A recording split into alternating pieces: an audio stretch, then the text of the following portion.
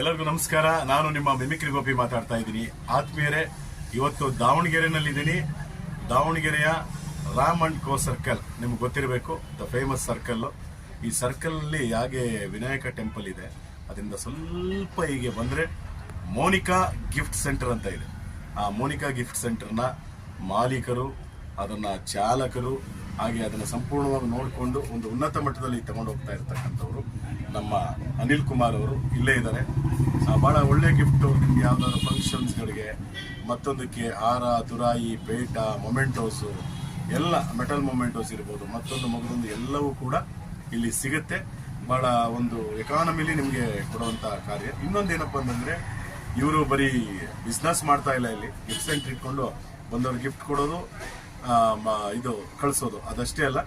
ಇವರ ಒಂದು ವಿಶೇಷತೆ ಏನಪ್ಪ ಅಂತಂದರೆ, ದಾವಣಗೆರೆಯಲ್ಲಿ ಇವರ ಗಿಫ್ಟ್ ಸೆಂಟರ್ನಲ್ಲಿ, ಈ ಗಿಫ್ಟ್ ಸೆಂಟರ್ಗೆ ಯಾರೇ ಬರಲಿ, ಅವರು ಗಣ್ಯರಾಗಿರ್ಬೋದು, ನಟರಾಗಿರ್ಬೋದು, ಗಾಯಕರಾಗಿರ್ಬೋದು, ಅಥವಾ ಸಾಮಾಜಿಕ ವಲಯದಲ್ಲಿ ಗುರುತಿಸ್ಕೊಂಡಿರೋರು ಆಗಿರ್ಬೋದು, ಎಲ್ಲರೂ ಕೂಡ ಇಲ್ಲಿ ಬಂದು ಭೇಟಿ ಆಗ್ತಾರೆ.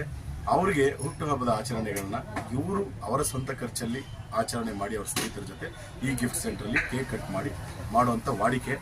ಈಗ ಇವತ್ತಿಗೆ 350ನೇ ಒಂದು ಹುಟ್ಟುಹಬ್ಬ ಮಾಡ್ತಾ ಇದ್ದಾರೆ. ಅಂದರೆ ನಾನು ಬಂದು ಹೋಗಿರ್ತೀನಿ, ನಾಳೆ ನಂದು ಆಚರಣೆ ಮಾಡಿರ್ತಾರೆ. ಬಂದಾಗ ಅವರೇ ಜ್ಞಾಪಿಸ್ತಾರೆ.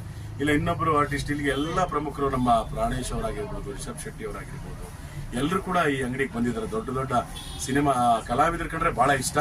ಆದ್ರಿಂದ ಅವ್ರಿಗೆ ಬಂದು ಏನಿಲ್ಲ, ಇಲ್ಲಿ ಬಂದರೆ ಪಾಪ ಅವರು ಮಾತಾಡಿಸಿ ನಮ್ಮ ಬರ್ಡೇ ಅವತ್ತಿದೆ ಕೇಳ್ಕೊತಾರೆ.